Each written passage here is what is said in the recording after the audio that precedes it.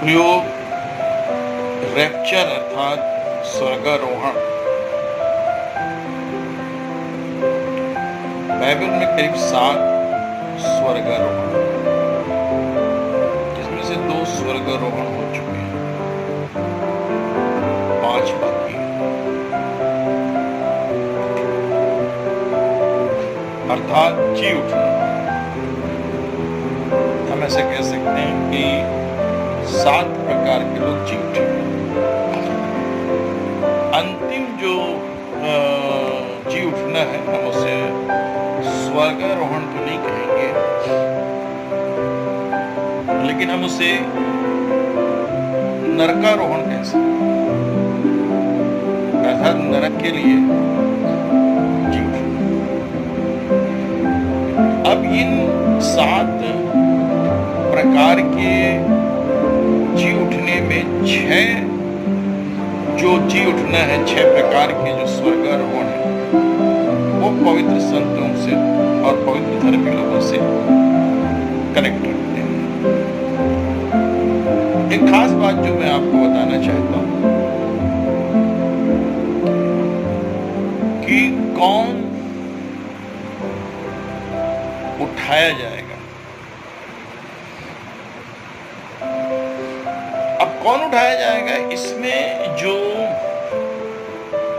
हमारा खास पॉइंट है, फर्स्ट पॉइंट है, जो परमेश्वर को प्रसन्न कर देंगे।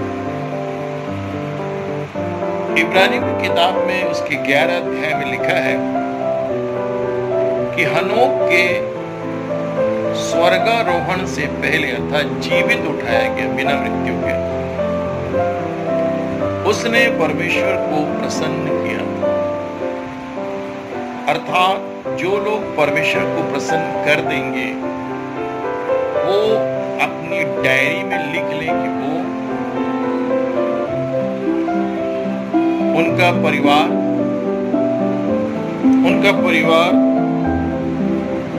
उनका चर्च उठाया जाएगा।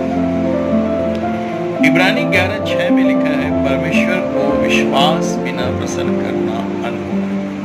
परमेश्वर के पास आने वालों को विश्वास करना चाहिए कि वो अपने खोजने वालों को प्रतिफल देता है। विश्वास बिना प्रसन्न करना अनहोना। विश्वास, प्रसन्नता, परमेश्वर की प्रसन्नता ही वो हिस्सा है जो एक व्यक्ति कह सकता है कि वो रैप्चर होगा, या उसका चर्च रैप्चर होगा, या उसका परिवार रैप्चर होगा, उठाया जाना।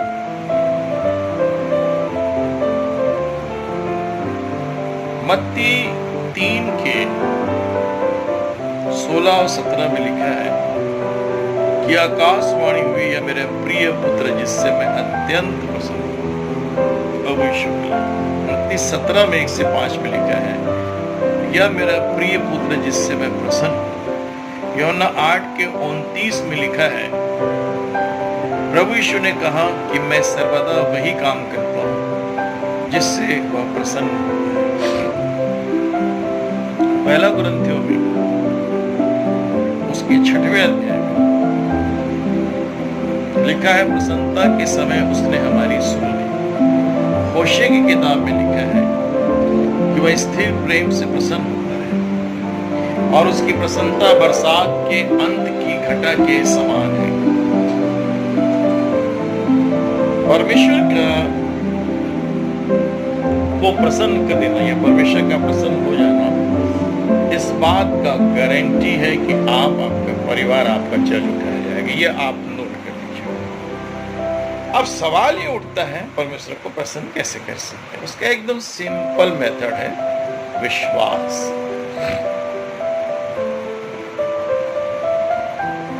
विश्वास वो चीज है जो परमेश्वर को प्रसन्न करती है। आपके उद्धार जो है वो विश्वास। अब विश्वास में जैसे जैसे आप बढ़ते चले जाते हैं, परमेश्वर आपसे खुश रहता है। ये बिल्कुल सिंपल है। अब सवाल उठता है विश्वास में आप कैसे बढ़ेंगे? तो रोमियो 10:17 में लिखा है विश्वास सुनने से और सुनना मत्ती, मरकुस, लूका, यूहन्ना से होता है। ये 4 किताबों के द्वारा, ये 4 किताबें आपके विश्वास का फाउंडेशन है। ये 4 पुस्तक यदि आप पढ़ेंगे, क्योंकि लिखा है मसीह का वचन, ये 4 किताबों में लिखा है, और पूरी बाइबल से भी आप विश्वास अर्जित कर सकते हैं। विश्वास में बढ़ते जाना, ये पहली स्थिति। और परमेश्वर का वचन आधार है हमारे विश्वास में बढ़ने का, विश्वास में पनपने का। प्रभु यीशु मसीह ने अपने वचनों में कहा, प्रभु यीशु ने मत्ती 16:8 में कहा, मनुष्य का पुत्र जब पृथ्वी पर आएगा तो क्या वह विश्वास पाएगा? विश्वास वो आशीष है जिसको इंसान खो चुका है, चाहे आप विश्वास करें या न करें। आपको जो कुछ भी मिला वो विश्वास से मिला है। आपको उद्धार मिला, आपको अभिषेक मिला अन्य भाषा का, आपकी सेवा बढ़ गई, या आपने कुछ चमत्कार करा। लेकिन जैसे ही हम विश्वास आगे अपने आत्मिक जीवन में बढ़ते हैं, विश्वास के जो फाउंडेशन है, जो उसका फाउंडेशन फंडामेंटल जो उसका नेव है, उससे लूसीफर अपने पास्टर प्रचारकों के द्वारा, जो उसके अपने एजेंट हैं, उसके भी सेवक काम कर रहे हैं, प्रचार कर रहे हैं पास्टर, चाहे टेलीविजन में हो, चाहे चर्च में हो, चाहे आपके घर में आते हैं। अब कौन प्रभु का है, कौन प्रभु का नहीं है, वो बड़ा कहना मुश्किल है। लेकिन आपका विश्वास खत्म होने लगेगा। मतलब आपका विश्वास रीति रिवाज में चला जाएगा, कर्म कांड में चला जाएगा, बाहरी चीजों में चला जाएगा, आराधनालय भवन में चला जाएगा, चर्च कम्युनिटी में चला जाएगा, पास्टर कम्युनिटी में चला जाएगा, कब्रिस्तान में चला जाएगा, अल्टर वेदी पुलपिट में चला जाएगा, कहीं भी घुस जाएगा। और इससे भी भयानक बात मैं आपको बताना चाहता हूँ कि विश्वास का जो आधार है वो आपके दिमाग से हट जाएगा, क्योंकि विश्वास का आधार ही मत्ती, मरकुस, लूका, यूहन्ना है। अब 4 पुस्तक के बाद जो बाकी की पुस्तकें हैं वो भी हमारे विश्वास को डेवलप करती हैं। लेकिन इन 4 किताबों में ही यीशु मसीह जो है स्वर्ग से उतरकर डायरेक्ट बात की। इसलिए इब्रानी 1:1 में लिखा है कि इन अंतिम दिनों में परमेश्वर ने अपने पुत्र के द्वारा बात की। ये पहली गारंटी है विश्वास। दूसरी जो गारंटी है कि कौन स्वर्गारोहण होगा, कौन रैप्चर होगा, कौन उठाया जाएगा, उसमें है धार्मिकता का जीवन। अब ये जो धार्मिकता है ये भी विश्वास है। रोमन 4 में लिखा है कि विश्वास इब्राहिम के लिए धार्मिकता गिनी गई और वो हमारे लिए भी गिनी जाएगी। दूसरा, जब आप पश्चाताप करके पानी का बपतिस्मा लेते हैं तो आपको धार्मिकता और पवित्रता का वस्त्र दिया जाता है। ये जो धार्मिकता का वस्त्र है, इसी के बारे में यीशु प्रभु ने कहा हमें इसी रीति से सब धार्मिकता को पूरा करना उचित है। अर्थात बपतिस्मे में एक वस्त्र आपको पहनाया जाता है जब आप पश्चाताप करके बपतिस्मा लेते हैं। गलतियों 3:27 में लिखा है, तुम में से जितनों ने मसीह में बपतिस्मा लिया है उन्होंने मसीह को पहन लिया है। इफिसियों 4:22 में लिखा है, वो सत्य का धार्मिकता है, धार्मिकता का वस्त्र है।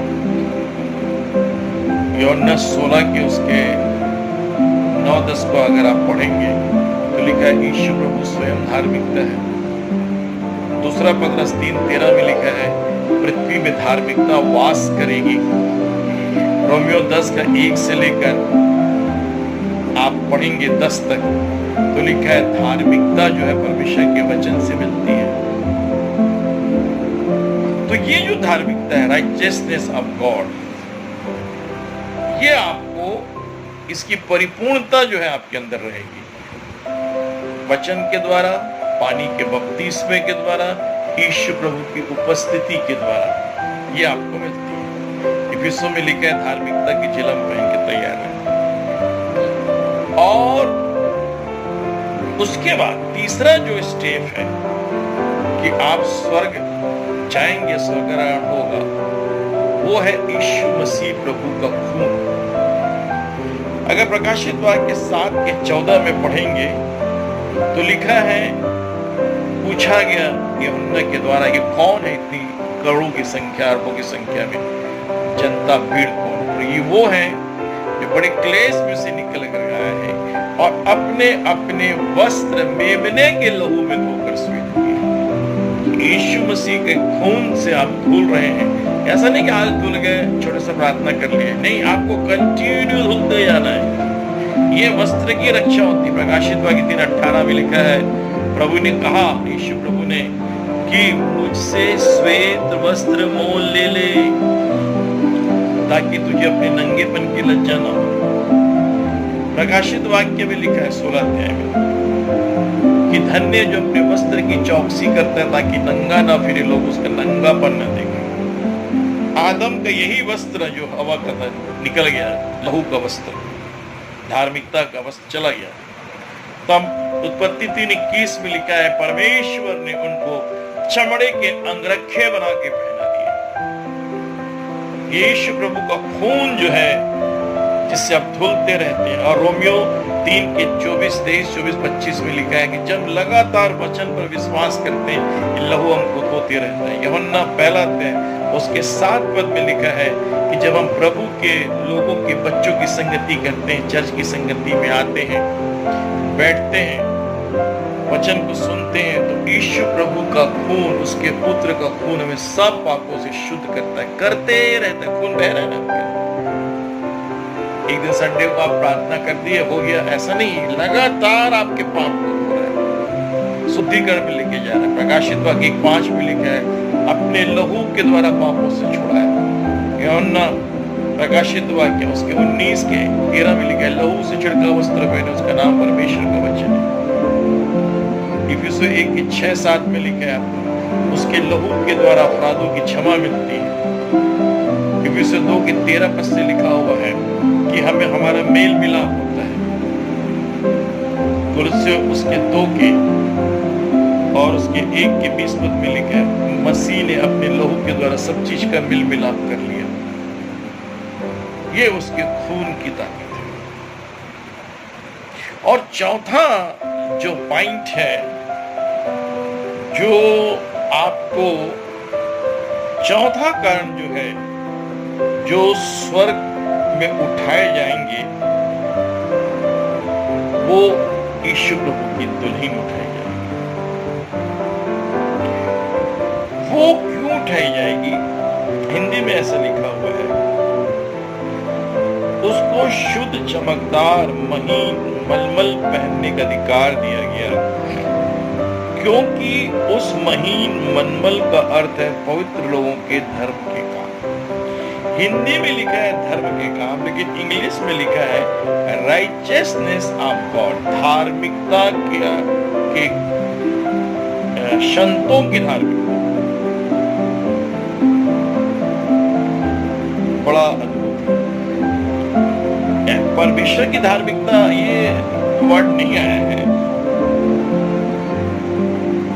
ये है संतों की धार्मिकता। अब ये संतों की धार्मिकता क्या है? ये परमेश्वर की धार्मिकता तो हमको समझ में आ गया।